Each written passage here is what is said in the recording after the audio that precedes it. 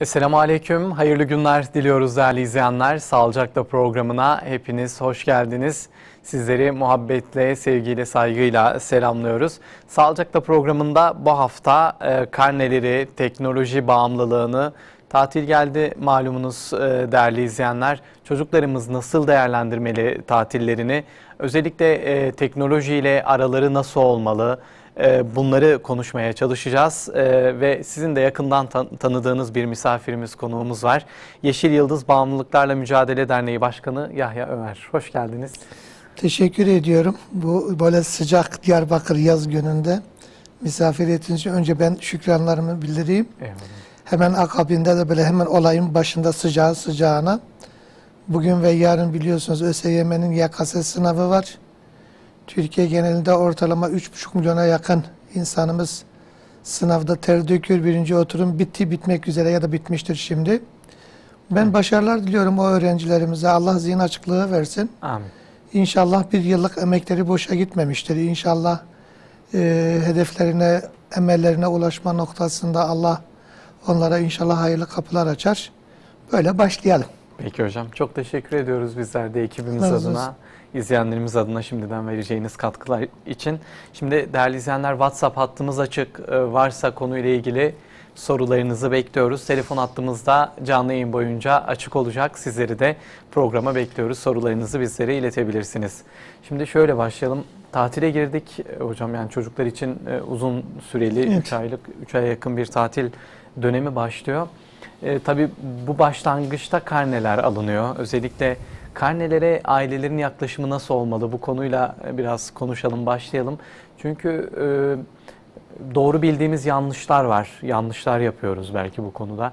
Bazen çok ödüle boğuyoruz, bazen ceza veriyoruz. Evet. Şimdi bu işin yöntemi, yolu nasıl olmalı? Nasıl yaklaşmalıyız çocuklara? Öyle başlayalım. Şimdi dün itibariyle Türkiye genelinde 18 milyona yakın öğrencimiz karne aldı. Evet. Diyarbakır'da da 470 bin tane öğrencimiz, milli eğitime kayıtlı olan öğrencimize biz karne verdik. Karnelerini aldılar.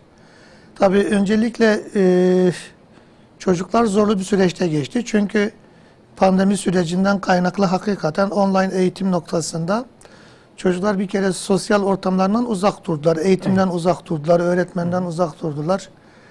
Bu sene adaptasyon noktasında çocuklar ciddi manada bir sıkıntı yaşadılar. Çünkü 1,5-2 yıl bir kayıp oldu. Yani hayatımızın, bütün çocuklarımızın da hayatında, eğitim hayatında 2 yılı biz aslında sildik. Pandemiden kaynaklı sildik. Tabii bu arada özellikle online eğitim noktasında hakikaten Türkiye'nin çalışmaları, milli eğitimin o EBA televizyonları, bunun dışında online eğitim çalışmaları dünyada takdire şayan eğitimlerden bir tanesiydi. Yani ciddi manada bir eğitim platformu oluşturdular. Ama yüz yüze eğitimin olmadığı, fiziki ortamda çocukların olmadığı bir zaman kaybını yaşadık. Dolayısıyla o zaman kaybının sonrasında çocukların bu sene içerisinde okula adaptasyonlarında sıkıntıyı biraz ona vermek lazım. Biraz o sıkıntıya vermek lazım. Evet. İkincisi, pandemi sonrasında çocuklar ciddi manada evde rahata alıştırdılar. Evde ciddi manada işte online derslere alıştılar. Dolayısıyla yüz yüze derslerde çocuklar ciddi manada bir sıkıntı yaşadı. Bu bütün yerlerde oldu. Dolayısıyla bu tatil sürecinde çocukların karnelerini değerlendirirken bir kere bunu göz önünde bulundurmakta fayda var. Yani eğitim noktasında o sekteye uğradığımız süre zarfını göz önünde bulundurmakta fayda var. Notuyla mı değerlendireceğiz? Yani notuyla değerlendirme noktasında yanlış yaparız. Şimdi çocukların, her çocuğun kendine ait bir zekası vardır. Her çocuğun kendine ait bir çalışma becerisi vardır.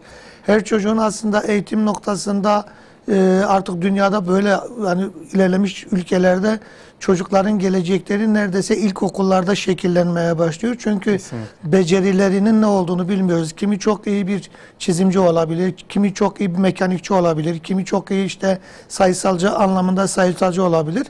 Dolayısıyla çocuklarımızın karneleriyle çocuklarımızı yargılamak, değerlendirmek, onları ödüllendirmek biraz sıkıntılı olabilir. Tabii bu demek değildir ki karnesi tamamen kötü olan bir çocuğun durumunu da göz ardı etmemek lazım. Yani Bu çocuğun eksiği nerede, noksanı nerede, sıkıntısı nerede, bu ders problemini niye bu kadar sıkıntı yaşadı ve niye bu kadar bu bir yıl içerisinde bu derslerde zayıflığın sebebi nedir? Bunu da sorgulamak lazım. Tabii sorgularken de şiddete başvurmadan, ötekileştirmeden, evden kovmadan, işte eve gelmiyorsun cezası vermeden, ben senin karnını göreyim hele kemiklerini kırarım söylemlerinden uzak, o korkuyu da salmadan. Nerede bir sıkıntı? Karnelerin aslında asıl amacı da o. Yani karne veliler için çocuğun öğretim sürecinde eksikliklerinin görülmesi ve giderilmesidir. Evet.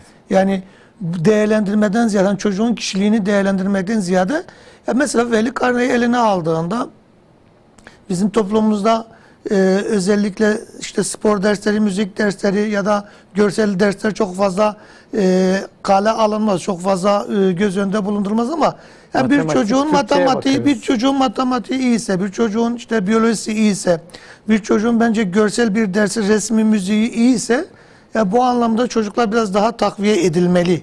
Yani biraz daha değerlendirilmeli.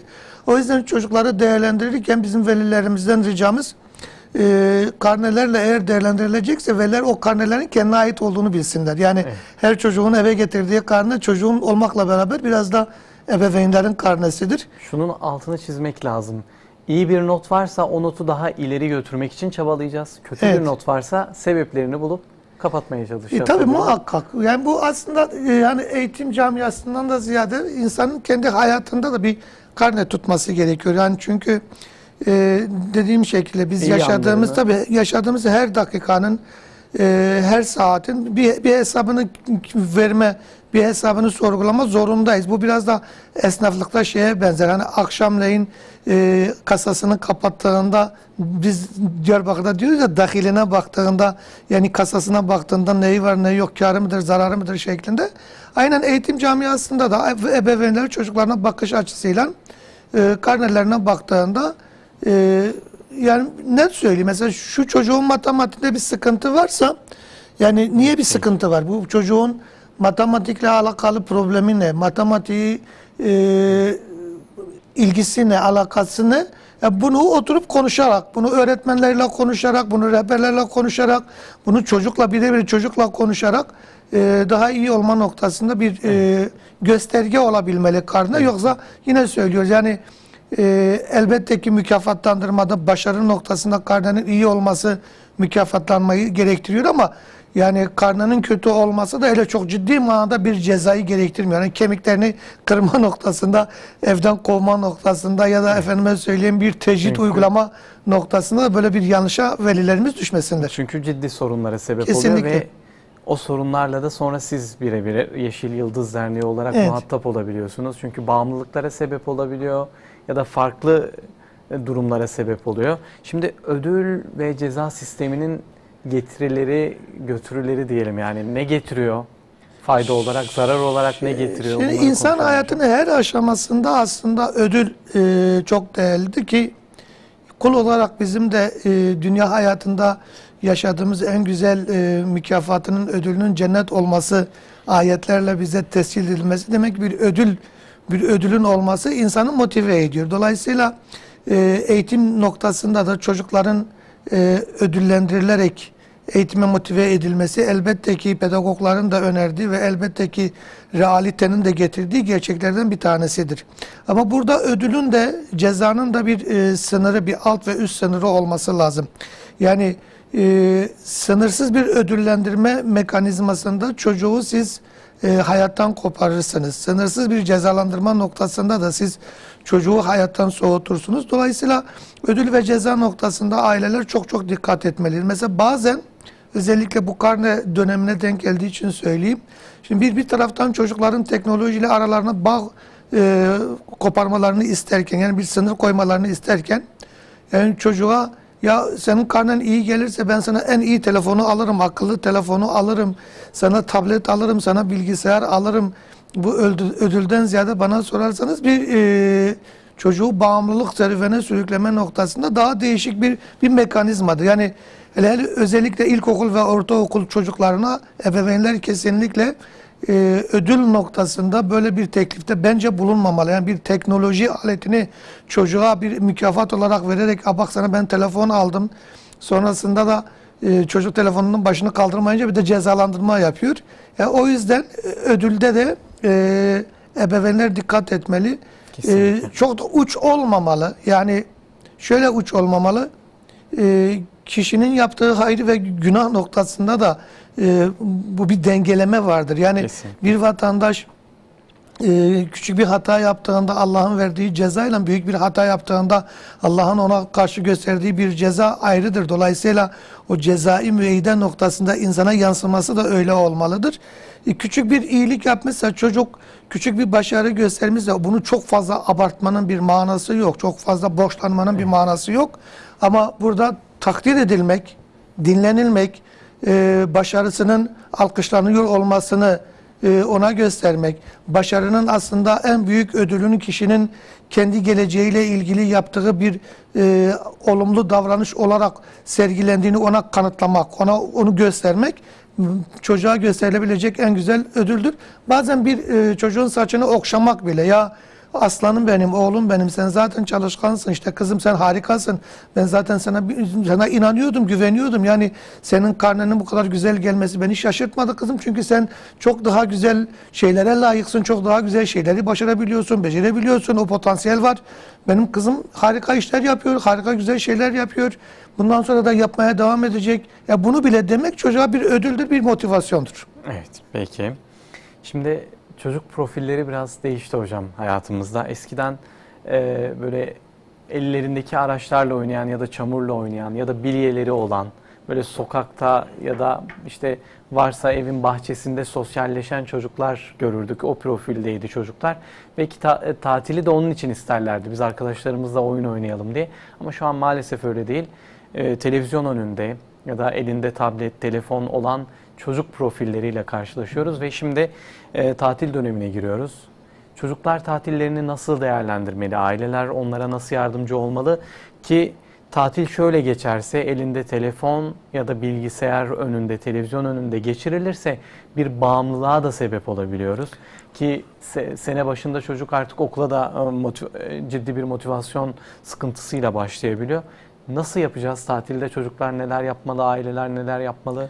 Şimdi çocukların tatil beklentisi aslında büyüklerin tatil beklentisinin aynısıdır. Çünkü evet, büyüklerle de biz konuştuğumuzda, hani tatille alakalı görüştüğümüzde, ya işte keşke tatil olsa, bir denize gitsem, işte bir dağa bayıra gitsem, yok efendim bir Avrupa'ya gitsem. Yani böyle hep lüks bir tatili hayal eden bir büyük profiliyle toplumda karşı karşıya. Çok mütevazi, tatil noktasında çok mütevazi olan insanlar vardır. O da işte köye gideyim, bir tarlayla uğraşayım falan.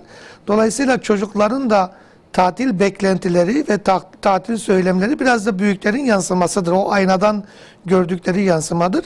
Sizin de deyişinizle enteresandır. Çocuklar genelde tatil isterken hep şunu söylerler: ya biraz daha böyle içime kapanayım, evime kapanayım, odama kapanayım, biraz daha bilgisayarla, tablette biraz daha fazla oyun oynayayım. İşte çok yoruldum, biraz daha böyle televizyon başında, internet kafelerde biraz daha fazla zaman geçireyim. Dolayısıyla çocukların bu anlamda tatil beklenti algıları ya da beklentileri bir kere yanlış bir şeydir. Yani bir kere biz şunu çocuklara net bir şekilde empoze etmemiz gerekiyor ki tatiller sadece dinlenmek için değil, aynı zamanda sosyalleşme, aynı zamanda kendine zaman ayırma, aynı zamanda kendiyle baş başa kaldığında tabiatla da baş başa kalma zamanları olduğunu çocuklara bizim söylememiz lazım. Yani hafta sonları tatilde de bunlara dahil olmak üzere. Çünkü çocuk hafta sonu geldiğinde anne yataktan zar zor kaldırıyor. Çünkü çocuğun kafasında hafta sonu tatili demek öğleye kadar yatmaktır. Öğleden sonra televizyon veya tablette oynamaktır. Çok nadir işte arkadaşlarıyla muhabbet etmektir. Bu özellikle uzun süreli tatillerde ailelerin yapması gereken şu: bir kere dediğim şekilde biz pandemi süreci yaşadık ve çocuklar ciddi manada evlerine kapandılar. Dört duvar arasında kapandılar. Çocuklar ciddi manada kendi dünyalarını oluşturdular. Yani kendilerine ait dar bir dünya oluşturdular. Mümkün derece çocukları tabiatla, doğayla, hayvanla, bitkiyle, toprakla buluşturabilecek alanlara göndermekte fayda vardır. Diyarbakır için söyleyeyim, Doğu Güneydoğu bölgemiz için söyleyeyim. Bizim insanlarımızın pek çoğunun köylerde akrabası vardır. Anne babamız vardır, şeylerimiz vardır. Birinci derecede akrabalarımız vardır. Bir kere aile fırsat buluyorsa çocuklarla beraber bir köy tatili bence yapmalı. Yani bir doğayı, bir tabiatı, bir köyü, bir o doğayla baş başa olmayı bir kere ailelerken buna bir imkan sağlasınlar. Yani imkan ki büyük bir ihtimalle bizi izleyen dostlarımızın en az %60, %70'inde böyle bir şey vardı, olasılık vardı. Bu neyi getirir? Bir, çocuklar doğayı ve geçmişiyle alakalı bir barışıklık noktasında bir barışık olurlar. Tabii bunu yaparken de yani anne baba çocukla işte köye giderken mümkünse çocuğun yine elinde tableti veya bilgisayarı verip olmadı git evde otur, aman ha dolaşma, kendini kirletme, rahatsız etme bizi demesin. Çocukla zaman geçirsin. Yani bahçeye gitsin, bağa gitsin, sağa gitsin, sola gitsin. Bir kere onu yapmalı. İkincisi bu tatil dönemlerinde çocukların çok fazla evde kalmalarını biz çok da tavsiye etmiyoruz. Yani çocuk enerjisini evde ziyade çocuk enerjisini sportif faaliyetlerde kullanabilir. Mesela hem halk eğitim merkezleri, hem gençlik merkezleri, hem Diyanet İşleri Başkanlığı'nın işte yaz Kur'an kurslarıyla alakalı pazartesi günü başlıyor. Yani çok ciddi manada etkinlikler var. Dolayısıyla aileler çocuklarını bu tür etkinliklere de yine ailelerin gözetiminde. Evet. Ailelerin gözetiminde bu tür etkinliklere bence yönlendirmeli. Hatta şunu söyleyeyim, yani mesela özellikle yaz Kur'an kurslarına gönderilen ailelerin çoğu şu mantıkla çocuğunu Kur'an kursuna gönderiyor. Yani evden çıksın, bana çok da iş çıkarmasın, çok da bana meşguliyet çıkarmasın. Hani çocuğu evden kovmayla çocuğu camiye ya da yaz Kur'an kurslarına gönderiyor. Bu mantıkla giden çocuk zaten çok da verim de almıyor. Ama aile çocukla beraber bu yazın dediğim şekilde mesela Okula bir kere verilen ehemmiyeti orada da vermek lazım sanırım. yani tabii muhakkak mesela kesinlikle imkan dahilinde ki Diyarbakır için bu imkanlar belediye tarafından oluşturuldu. Ben hakikaten birkaç sene öncesine kadar Diyarbakır'a baktığımızda işte yüzme havuzları yoktu, sportif alanlar yoktu. Çocuk parklarımızın alanı çok daha kısıtlıydı. Yani hamdolsun şu anda neredeyse her mahallede çok ciddi manada bu anlamda aktivitelerin gösterebileceği alanlar vardı ve pek çoğu da ücretsizdir. Yine söylüyoruz yani ailelerin burada dahillik olması lazım ki çocuk evden çıkınca ya anne baba beni evden gönderiyor hani ben evde sıkıntı yaratmayayım mantığından ziyade benim fiziksel ruhsal anlamda bir gelişmeme vesile oldukları için beni bu etkinliğe gönderiyor deyip çocukları bu tür etkinliklere teşvik etmekte fayda var. Onun dışında ne yapılabilir? Onun dışında çocuklarımızı eğitimden koparmamak lazım. Yani tatil demek çocuğun tamamıyla eğitimden, kitaptan, yazmaktan uzak durduğu, 3 ay boyunca pineklediği bir alan değildir. Evet. Hemen yarından başlayarak çocuğu da sık boğaz edip hadi ders çalış demekten ziyade yine bir program dahilinde günde gerekirse işte yarım saat, 1 saat kitap okuma, konuları tekrar noktasında çocuğa program çıkarma, dediğim şekilde bu anlamda işte eğitim merkezlerinden, öğretmenlerden, rehberlerden destek alınarak çocuğu tekrar bu eğitim programına dahil etme noktasına aileler güç sarf etmeli. Bizim en büyük sıkıntımız maalesef Türkiye'de böyledir. Yani mesela 15 tatillerde geç şu anda ara tatillerde de oldu. 15 tatillerden önce çocuklar okulla ilişkileri kesilir, okula gitmezler. Evet. Okul açılır, bir hafta daha gitmezler. 15 tatil olur, 30 günlük bir tatil. Üzülerek söyleyeyim yani bu yıl sonu tatilinde bir aya yakındır neredeyse çocuklar okullarla arası bitti. Yani çocuğun okula gittiği yok. Bizde de çocuklar var. Niye gitmiyorsunuz? İşte gidiyoruz, kimse yok. Gidiyoruz. Zaten arkadaşlarımız gelmedi. Derslerimiz bitti, konularımız bitti falan şeklinde. Büyük bir ihtimalle de okul açıldığında bir 5-10 günde yine bir adaptasyon sürecini yaşayacağız. Aileler bu süreci çocukları hayattan koparma olarak algılamasınlar. Yine dediğim şekilde yani çocuğun tatil yaparken bir taraftan da bu eğitim sürecinin devam edeceğinin şeyini çocuğa bildirmek lazım. Yani senin için eğitim bitmedi, senin için okul bitmedi, senin için ders okumak, ders çalışmak, kitap okumak bitmedi, spor bitmedi. Bunları da yine hayatının bir şekilde bir akışına yaymakta fayda var. Peki. Yeni nesil bağımlılık, şimdi teknoloji bağımlılığı maalesef Evet. hocam. Nasıl tanımlıyorsunuz teknoloji bağımlılığını? Duymuşuzdur ama bir kez daha böyle kısa bir şekilde. Valla Musab Bey şeyi söyleyeyim. Yani şimdi biz hep çocuklarla konuşuyoruz ki teknoloji bağımlısı. Büyükler olarak biz teknoloji bağımlısı olduk. Evet. Yani şey derler ya, yani biraz aynayı kendimize tutmakta fayda var. Şimdi çocuğun bağımlılığını dile getiren ebeveynlerin tamamı, ki buna ben de dahil olmak üzere, elimizden telefonu düşürmüyoruz. Öyle. Ya da eve gittiğimizde televizyon başından kalkmıyoruz. Ya da hakikaten böyle eğer kişisel anlamda bir işle meşgul olduğumuzda dünyamızı tabiri caizse affınıza sığınarak at gözlüğü takmış, ona konsantre olmuş, ona adapte olmuş şekilde sağımızı solumuzu göremiyoruz. Dolayısıyla bu teknoloji bağımlılığının noktasında bir kere ebeveynlerin ciddi manada bir eğitimden geçmesi gerekiyor. Kesinlikle. Biz daha önceki programlarda da ben aynı şeyi söyledim. Yine tekrarlamakta fayda var. Yani özellikle 4-6 yaştaki çocuğun bağımlılık serüvenindeki büyük etken anne babadır.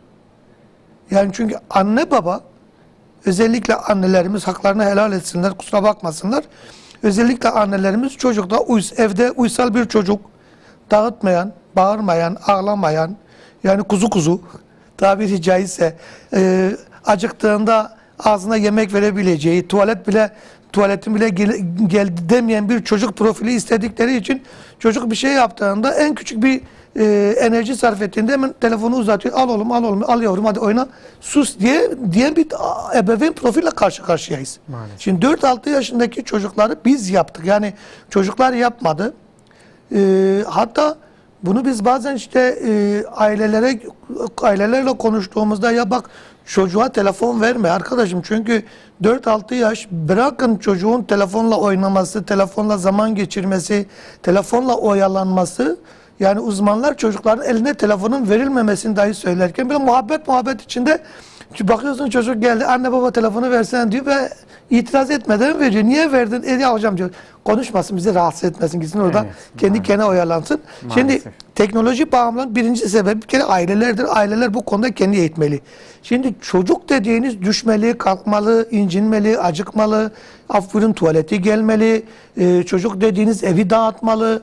Çocuk dediğiniz efendime söyleyeyim kendini pislemeli, ya çamurda oynamalı, muhabbet bölmeli. Çay dökmeli. Aynen. Şimdi böyle bir profil çocuğunu inanın kimse istemiyor. Ya biz dahil olmak üzere hiçbir ebeveyn istemiyor. Çünkü hayatın getirmiş olduğu yorgunluk, zaten herkesin bahanesi yerinde, bir taraftan ekonomik kaygılar, ekonomik problemler, işte günün stresi, bir taraftan efendime söyleyeyim dünyanın getirmiş olduğu o hengame herkesi o kadar rahatsız etmiş ki, herkesi o kadar bunaltmış ki, ya kimse anne baba çocuğa tahammül etme noktasında değildir. Bunu söylerken yani bir hani herkes bir kendini yoklasın, fazla değil. Ya bu program sürecinde mesela kimse çocuğuyla şu anda yani acaba bir oyun oynuyor mu?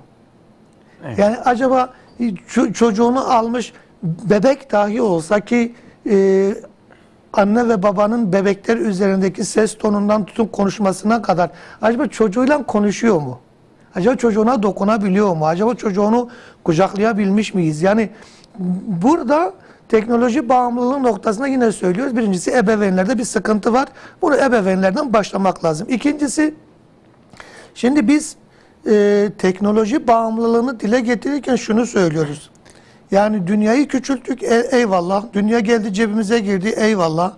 Ama teknoloji bağımlılığıyla beraber çok ciddi manada ilerleyen süreç içerisinde hastalıklı bir toplumla karşı karşıya kalabilir miyiz? Kalabiliriz. Kesinlikle. Şimdi ben obez olan gençlerden bahsetmiyorum ki ve maalesef Türkiye şu anda Avrupa'da obezite noktasında ilk sırada. Yani gittikçe şişmanlayan, çünkü ne yediğinin farkında bile olmayan, hareketsiz bir toplulukla karşı karşıyayız.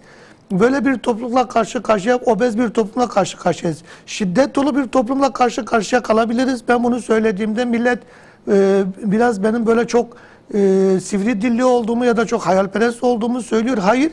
Çünkü internet ortamında, sosyal medya ortamında özellikle sanal platformdaki oyunların çoğu şiddet meyillidir. Ve çocuklar ister istemez şiddete meyilli gösterebilir. Çocuğun aslında ağlayarak telefonu istemesi, ağlaması ya da anne baba telefon vermediğinde kendini parçalaması, yere atması, bir şey kırması, o biraz da öğrenilmiş davranışlardır. İnternetten öğrendiği davranışlardır ya da anne babanın sergilediği davranışlardır. Dolayısıyla sosyal medya bağımlılığı noktasında bir kere şiddet meyilli bir gelecekle karşı karşıya kalabiliriz. Ya bir de mahremiyet noktasında bizim her şeyimizin artık ifşa edildiği, kişisel verilerimizin ortalıkta maalesef satıldığı, kişisel verilerimiz noktasında hiçbir güvencemizin olmadığı maalesef bir ortamı yaşıyoruz. Dolayısıyla sosyal medya kullanan çocuklar arasında bakıyorsunuz ki bu veriler şantaj olarak kullanılabiliyor. Bakıyorsunuz ki bu veriler çok daha fazla böyle değişik platformlarda olabiliyor. O yüzden bağımlılıktan ziyade özellikle çocuk yaşta yani 4-6 yaş noktasında bağımlılıktan ziyade ebeveyn eğitimlerinin getirilmesi gerekiyor. Valla kimse kusura bakmasın, kimse çocukların elinden bir alternatif sunmadan telefon alamıyoruz. Ya haklı bir şekilde. Çünkü hatta büyüklerde de bu var. Yani mesela 5 tane insan yan yana gelsin, aralarında eğer konuşulacak bir konu, bir mevzu yoksa, muhabbet edecek bir çalışma yoksa, çok fazla değil. Size söz veriyorum, 10 dakika sonra herkes cebinden telefonu çıkarır, telefonla oynar. Dolayısıyla bizim aynı zamanda sosyal medyadan uzak kalabilme noktasında kendimize mevzular oluşturmalıyız. Kesinlikle. Ya kırmadan, incitmeden, dökmeden bunu çocuklara da yaptırmalıyız. Kesinlikle. Yani çocukla ilgili birkaç şeyi söyleyeyim. Mesela aileler şunu yapmasın. Bir kere çocuğun hakikaten fikirlerinin önemli olduğunu çocuğa yansıtmak lazım. Yani çocuk yanlış bir şey de söylese, kötü bir şey de söylese, sofradaysanız yani çocukla ilgili bir şey sorun ve onun fikrini almaya çalışın. Yani küçük de olsa 3 yaşında 5 yaşında hani konuşabilme noktasında eğer çocuk hani küçük de olsa kendi ifade edebiliyorsa bir kere o ifade etme noktasında çocuğa bir alan oluşturmak lazım. Çocuğu başkalarıyla karşılaştırma noktasında şu hatadan artık vazgeçelim. Çünkü her insan bir dünyadır ve her insan bir bireydir. Dolayısıyla farklı yetenekleri var. Kızım işte Ayşe sen Fatma gibi niye olmadın? Bak Fatma şöyle yaptı, sen şöyle yaptın demekten ziyade Ayşe'nin becerilerini, Ayşe'nin sıkıntılarını, Ayşe'nin problemlerini dile getirmek, onu konuşmak, çok da benzettirmek orada şunu empati noktasında çocuğa bir empati algısını vermekte fayda var. Yani bir empati kurabilsin çocuk. Evet.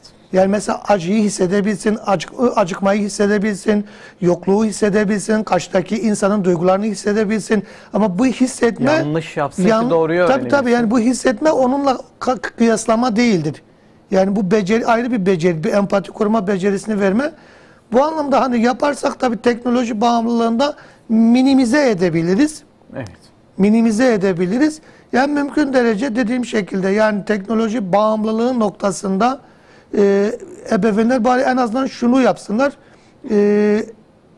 Yani çocuğun girdiği siteleri kontrol etsinler. Yani mesela üzülerek söyleyeyim ben karşılaştım. Son dönemlerde işte YouTube'da çocukların girdiği birçok alanlarda bakıyorsunuz ki ya değişik dinlerin propagandası reklamları yapılıyor ya da nahoş olan bir şeyin reklamı bakıyorsunuz tak sisteme düşüyor. Yani en azından aileler bunu yapabilsin. Yani bu hani artık her şeyden vazgeçtik. Bari denetleyin. Bari çocuğun nereye girdiğini, hangi siteye girdiğini, hangi çizgi film izlediğini ya da kendisinden yaş itibariyle büyük bir şey izleyip izlemediğini bari denetlesinler. Peki. Bir izleyenimiz de tam bu konuyla ilgili malum internet, televizyon ve telefon çağında yaşıyoruz. Çocuklara vermemek mümkün değil demiş. Çok ciddi sıkıntılara sebep oluyor bu da. Biz çocuklarımıza bir kıstas getirdik. Günde 1 saat veriyoruz. Yanlış mı yapıyoruz yine de? Yani bir kıstas getirmek güzel tabii. Yani 1 saat vermek çocuğun yaş itibariyle yani hani Türkiye'de hem Yeşilay hem psikologlar, pedagoglar işte 4-6 yaşa mümkün derece hiç vermemek diye şey söyleniyor. Tabi burada bir kıstas getirmek en güzel. Yani çocuğa 1 saat bile veriyorsanız ve sizin denetlemenizde oluyorsa bu aslında alkışlanacak bir davranıştır. Ama benim söylediğim burada çocuğu susturma saatine denk getirmesinler. Evet. Yani mesela 1 saat veriyorlar, telefonu 1 saat veriyorlar. Özellikle onu sofraya denk getirmesinler. Sofra kurulduğunda hani çocuk yemek yemiyor ya.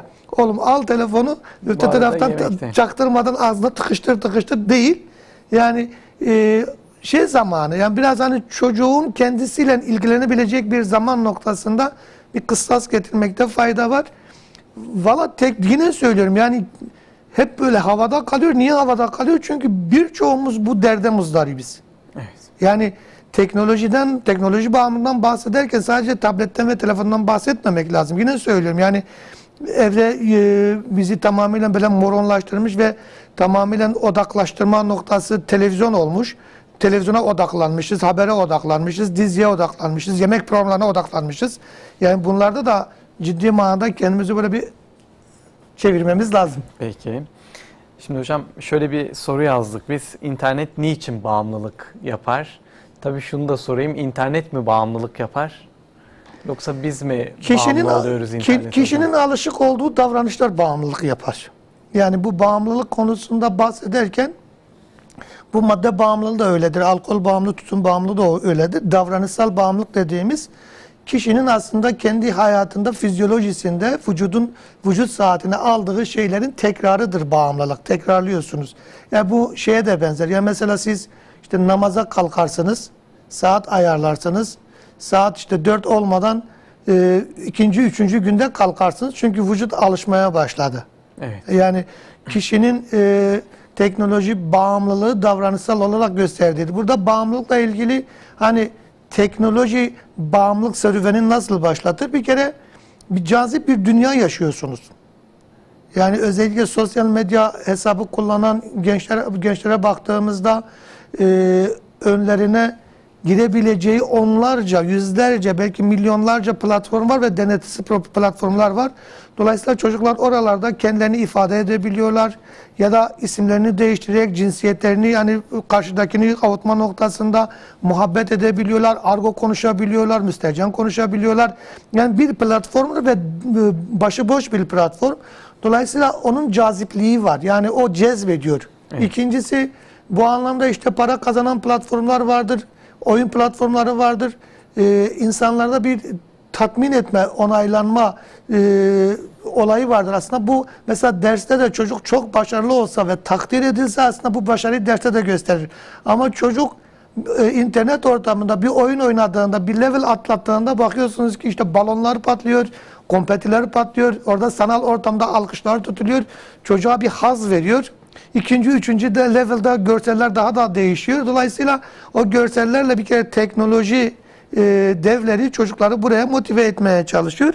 Ve süre gelen bir zaman noktasında yoksan eksiksin algısı verilmeye başlıyor teknoloji. Yani çocuğun kafasında beğenilmemişse, mesela sosyal medya kullanıcılarının çoğu, ki büyüklerde de böyledir. Kendini şöyle bir kontrol etsin bizi izleyen dostlarımız. Mesela yarım saat sonra eğer Instagram'a gidiyorsanız, Facebook'a, Twitter'a gidiyorsanız önce neye bakıyorsunuz? Kim beni beğendi? Evet. Beğeni butonuna bakıyorsunuz. Beğeni sayısına bakıyorsunuz. Ya bir şey paylaşmışsınız. Tamam mı? Kaç kişi içinizdeki duygu, tamam, içinizdeki duygu, acaba beni kaç kişi beğendi? O beğeni sayısı arttıkça çok mutlu oluyorsunuz. Bu dünya hayatının, sanal hayatta değil, gerçek hayatta da böyledir. Siz gerçek hayatta da bir davranış gösterdiğinizde beğenilirseniz, takdir edilirseniz onu devam ettirirsiniz. İşte biz sanal ortamda beğeni sayımızı artırdık ama gerçek hayatta beğeni sayımızı artırmadık. O beğenilmek, dile getirilmek, onaylanmak, takdir edilmek, sosyal medyanın, sanal alemin, internetin bize dayatmış olduğu en büyük bağımlılık serüvenlerinin kriterlerinden bir tanesidir. Peki, çok teşekkürler hocam. Önemli hususlardı. Bağımlılık döngüsü diye bir şey var hocam. Evet. Ondan bahsetmek isterseniz neler söylersiniz? Nedir bağımlılık döngüsü? Şimdi yani hem davranışsal bağımlılıklarda hem de fiziki olarak bedenimize, vücudumuza aldığımız işte diğer bağımlılık türevlerinde bir döngü vardır. Döngü şudur: yani bir kereden bir şey olmaz diye başlar insan. Evet. Ya işte babacığım, ya şu YouTube'a bir kere girsem ne olur? ya da şu kanalı bir kere izlesem ne olur?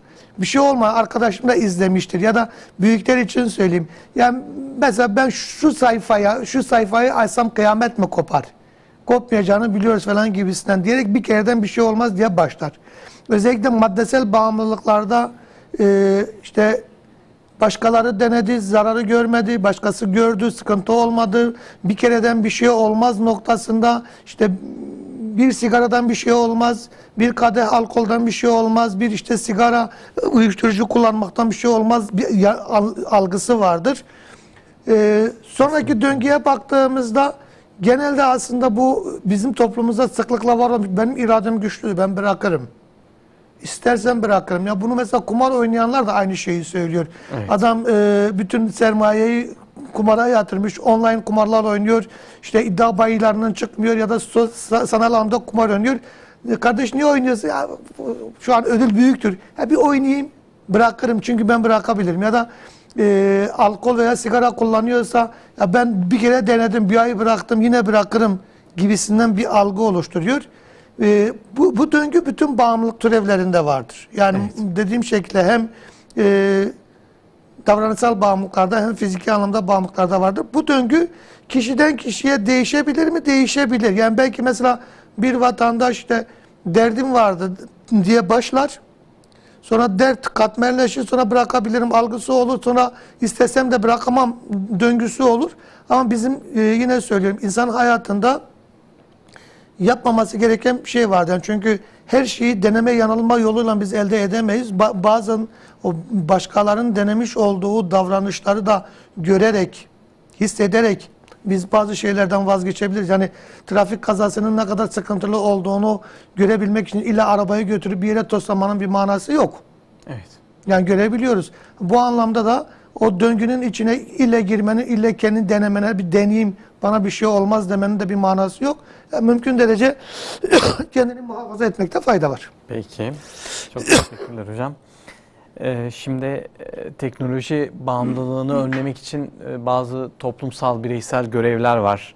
Ne gibi önlemler alabiliriz evimizde ya da işte toplumsal olarak yani çocuklarımızın dokunduğu yerlerde ya da irtibatı olan yerlerde ne gibi önlemler alınmalı ki bağımlılık oluşmasın hocam?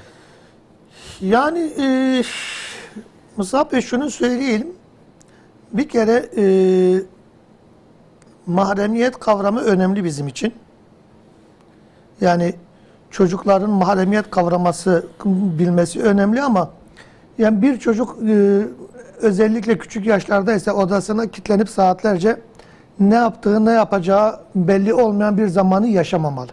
Evet. Yani aile bu çocuğun o odada en azından böyle kapısını tıklayarak, en azından ya oğlum bir kalk oradan, kızım bir kalk oradan, gel bakalım bir insan arasına gir, bir aramıza gir diyerek bir kere o mahremiyet kavramından ziyade, çünkü mahremiyet, çocuklar genelde bunu öyle, ailelere öyle söylemeye çalışıyorlar. Çocuk odaya kapanıyor. Evet. Kız erkek fark etmiyor. Anne odasına girdiğinde bu sefer başlıyor ki feryat-ı figan, sen nasıl odama girersin, benden izin almadan niye giriyorsun falan gibisinden. Oysa saatlerce sen burada ne yapıyorsun? Tamam eyvallah, burası senin mahremiyet alanın ama bu mahremiyet alanda senin ne yaptığını bilmek de benim de anne baba olarak benim hakkım. İkincisi yani özellikle evde eğer bilgisayar kullanıyorsa, ki artık bilgisayar kullanımı çok azdır. Yani genelde telefonlar vardır. Yani mümkün derece anne baba çocuklarla beraber o şeyi görmeli, izlemeli. Yani çocuk mesela YouTube'dan bir şey izliyorsa anne hadi getir beraber izleyelim. Ya da baba hadi getir beraber izleyelim. Hadi ne izliyorsun falan gibisinden beraber izlemeliler. Gördüğü yanlış bir davranış varsa bak bu böyle değil, şöyledir diye çocuğa bir telkinde bulunmalılar. Onun dışında çocuklara sorumluluk vermek çok önemli. Evet. Biz çocuklarımıza sorumluluk vermiyoruz. Yani öyle bir gençlikle karşı karşıya kalmışız ki yani 20 yaşındaki çocuklarımız daha elbiselerini, kirlilerini toplayıp kirli poşete atamıyorlar. Çoraplarını toplayıp mesela banyodaki çöp poşete atamıyorlar. Ya da acıktığında anne baba yoksa evde dolabı açıp yemek yapıp ya da ne bileyim hani önüne bir şey koyup yemiyorlar. Çünkü biz sorumluluk vermemişiz çocuklara.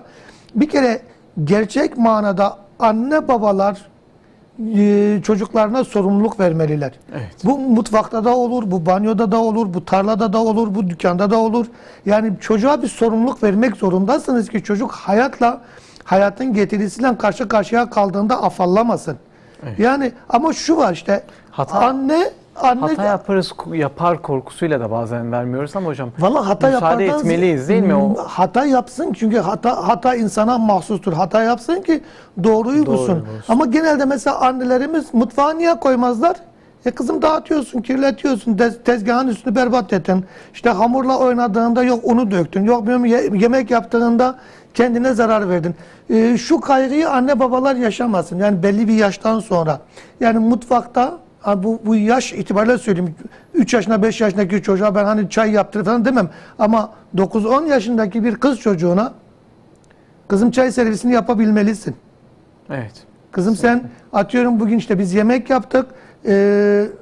Kızım şunu keserken kendine zarar vermeden şu şekilde şunu yapabilmelisin. Ya da ona zarar verebilecek bir şey varsa onu uzak tutup ya kızım şu ekmeği sofraya götür, şu sofrayı kaldır, şunu topla. Ya da kızım ben bulaşık yıkayayım, hani sen makineye yerleştir. Öyle söyleyeyim artık hani sen duruladan ziyade sen makineye yerleştir.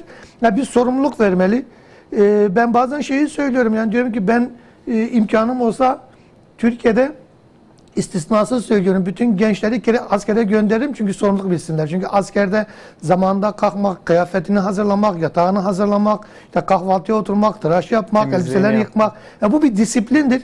Bu disiplini aile evde vermeli. Tabi bunu verirken de çocuğa ödül ve cezadan ziyade sorumluluk olarak vermeli. Evet. Ya mesela bugün seninle dışarı çıkabiliriz. Ama seninle dışarı çıkabilmek için bir kere senin odanı toparlaman lazım. Bir odanı toparla, odanı düzenle. Koşullu. Yani koşullu. Odanı toparladı, düzenledi. Çıkın beraber, gidin dolaşın. Ya da şunu yaparsan, özellikle mesela yine bizi dinleyen dostlarımız, izleyen dostlarımız eğer esnaflık yapıyorlarsa lütfen çocuklarını alsınlar, götürsünler. Bulunduğu ortamda çocuklar görsün. Babalarının ne iş yaptığını görsün. Babalarının müşteriyle nasıl diyalog kurduğunu görsün. Babasının ticari ahlakını bilsin. Hatta bazen çocuğa müşteriyle diyaloğa girme fırsatı bile verin. Çünkü yine söylüyoruz yani bizim eğer geleceğimiz bu çocuklar ise eğer bizim beklentimiz yarının çocukları bunlar ise bizim bunlara bir sorumluluk vermemiz lazım. Yerine getirirse onaylamak, takdir etme, başarısını taltif etme, yerine getirmezse de valla kemiklerini kırma değil yani. Ya bak sen şu sorumluluğu yerine getirmedin, yerine getirseydin şöyle olurdu. Bu konuda yine söylüyorum her çocuğun fıtratı değişik. Çok ciddi manada destekler alınabilir. En basit şekliyle okuldaki rehber öğretmenlerden bile destek alınabilir yani. Peki. Çok teşekkürler hocam. Şimdi güvenli ve kontrollü kullanım diyoruz sürekli. Yani aileler belki bunu yapabilir ama çocuklara bu bilinci nasıl kazandıracağız hocam? Hangi telkinlerde bulunmak lazım çocuklara? Bazı çocuklar telkin almaz. Yani mesela 3-5 yaşındaki çocuğa vereceğiniz telkin çok da geçerli bir telkin değildir. Yani hıt dersiniz, bağırırsınız, şey yaparsınız. 3 dakika sonra bakarsınız çocuk aynı şeyi gösterir, o tepkiyi gösterir. Burada telkinden ziyade ya mesela en basitini söyleyeyim. Aile şimdi Rütük biliyorsunuz bütün ulusal televizyonlarda bir yaş grubuyla ilgili emoji koymuş. İşte 7 yaşına uygun, 10 yaşına uygun, 15 yaşına uygun, 13 yaşına uygun şiddet dolu şeyler. Ya bir kere mesela aile çocuklarla oturduğunda bir televizyon izlediğinde 7 yaşından yüksekse ve yanında 7 yaşından küçük çocuklar varsa oğlum şu kanalı değiştirelim çünkü bu bize uygun değil. Evet. Bu bir telkindir. Yani çocuğun kafasında şu yerleşir. Bize uygun olmayan programlar var. Dolayısıyla bize uygun olmayan programları babam da izlemiyor. Evet. Benim de izlememem gerekiyor. Şimdi TikTok'u yasaklıyoruz çocuklara. TikTok'u yasaklayan ebeveynler bakıyorsunuz ki orada gülüyor. Çocuk orada başka bir şey yapıyor. Ebeveyn TikTok'ta işte bir komedyeni, bir şaklabanı dinliyor. Orada onun muhabbetine kaptırmış, kendi tebessüm ediyor, gülüyor. Çocuk ister istemez oradan oraya gidiyor. Yani burada çocuğun denetlenmesi ebeveynin kendi elindedir. Biz çocuğa kendini denetle diyemeyiz. Evet.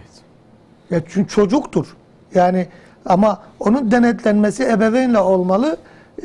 Büyükler için söyleyelim. Yani bir kere mesela kullandığımız telefonlarda, bilgisayarlarda filtreler var. Ebeveyn filtreleri, aile filtreleri vardır. Onları kesinlikle aileler kullanmalıdır. Mesela siz bugün işte herhangi eve bir fiber kablo çekiyorsanız, herhangi bir operatörden işte hat bağlıyorsanız, internet hattını bağlıyorsanız oradaki hizmet sağlayıcı firmaya şunu rahatlıkla diyebilirsiniz. Arkadaşım, benim evimde aile filtresini kullanmak istiyorum. Ben ebeveynimde bazı sitelere girmesini istemiyorum. Bununla ilgili bir yasaklama varsa lütfen yasaklama koyun diyebiliriz, talepte bulunabiliriz. Bazen ücreti olabilir. Ücreti olsun. Yani küçük bir ücret de olsa onu karşılayın. Yani buradan siz başlayarak bunu şey yapın, bunu onaylayın. Onun dışında dediğim şekilde yani çocuğa göstereceğiniz tepki çocuğu daha fazla o şeye özendirmemeli. O yasağa daha fazla özendirmemeli. Ama bir şeyin zararını, bir şeyin çocuğa uygun olmadığını söylerken de bir alternatif sunarsanız zaten oto kontrol mekanizması yerine gelir. Peki hocam. Yavaş yavaş da son dakikalarına girdik programın. Şimdi teknoloji bağımlılığı ya da böyle çok bağlı olmak bir şeye, işte özellikle telefonu elimden düşüremiyorum, tableti işte bilgisayar başından, televizyon başına kalkamıyorum diyenler için hangi tavsiyeleri yapacaksınız? Bundan kurtulmak için neler yapmalılar hocam? Son tavsiyeleriniz eşliğinde. Son olarak şunu söyleyeyim. Dün akşam bir dostumuzun evinde ziyaretteydik. Abimiz dedi ki ben sigara kullanıyorum. Kaç yıldır kullanıyorsunuz dedi. Hocam dedi çok yıl oldu dedi. En az 30-40 yıldır dedi sigara kullanıyorum. Hocam bana sigarayı terk ettir. Dedim abi sana sigarayı ben nasıl terk ettireyim? Şimdi senin bir irade göstermen lazım ki terk edesin.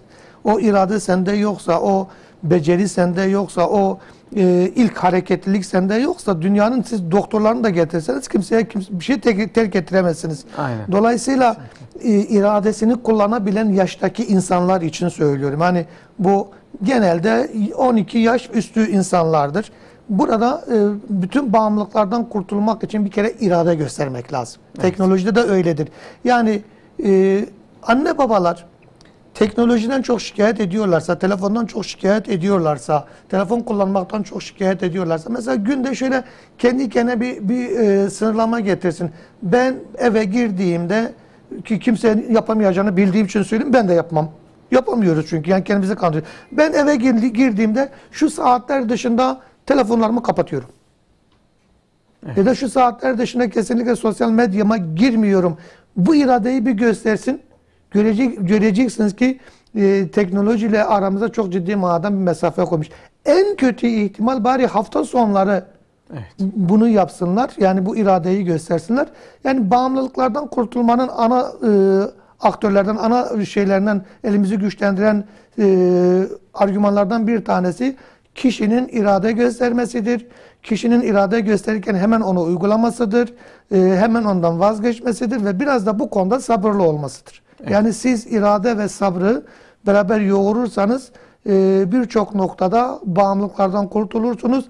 Teknolojiden de kurtulursunuz. Ya mesela en basiti sosyal medya kullanmayın, kitap okuyun. Hocam ben sosyal medyadan da kitap okuyabiliyorum diyenler vardır. Kardeşim hani aradaki mesafeyi koruma amacıyla bir kere somut olarak bir kitap oku. Haber mi okuyacaksın? Yani mümkünse mesela sosyal medyadan ya da internetten değil, eve bir gazete al, bir gazeteden oku. Yani bu alışkanlıklar, alternatifler oluşturarak kişi kendini birçok bağımlılıklardan muhafaza edebilir. Teknoloji bağımlılığı bunların bir tanesidir. Peki hocam, çok teşekkür ediyoruz. Yeşil Yıldız Bağımlılıklarla Mücadele Derneği Başkanı Yahya hocamıza ayaklarınıza sağlık. Ekibimiz adına, izleyenlerimiz adına çok teşekkürler hocam. Ben teşekkür ediyorum. Yine çocuklarımıza zihin açıklığı diliyorum. Mutlu bir yaz geçirmelerini, huzurlu bir yaz geçirmelerini temenni ediyorum. Allah çocuklarımıza sağlık, sıhhat, afiyet versin. Amin. Amin inşallah. Çok teşekkürler. Değerli izleyenler, teknoloji bağımlılığı, karneleri, tatili konuştuk. Yahya hocamıza tekrar çok teşekkür ediyoruz. Sağlıcakla programının bu haftada sonuna geldik. Sizleri Allah'a emanet ediyoruz. Hoşça kalın, sağlıcakla kalın.